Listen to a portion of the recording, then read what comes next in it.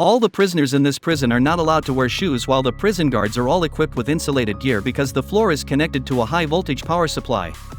Anyone attempting to escape will be punished by electric shock. But John has already thought of a way to escape from prison on this day. All the prisoners pretended to work hard, but in fact, each of them was observing the lift platform because new prisoners would be sent in today. This was their best chance to escape. John quietly left his workstation, holding the tools prepared by his cellmates, and then went directly to the bathroom. He had to sail through the water pipe before the lift platform descended.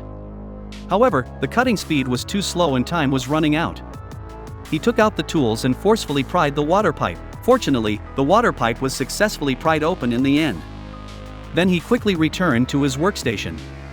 At this point, the prison guards were already on the lift platform with the prisoners, and all the prisoners in the workshop had hidden the items for counterattack. John saw that the water flow had entered the workshop, so he signaled to prisoners to deliberately start a quarrel when the prison guards' attention was drawn. He quickly went under the lift platform.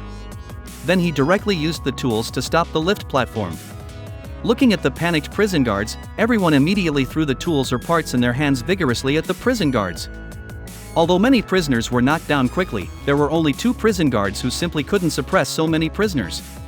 So the prison guards shouted for their colleagues to turn on the power supply on the floor. Nick immediately asked everyone to climb onto the workbench.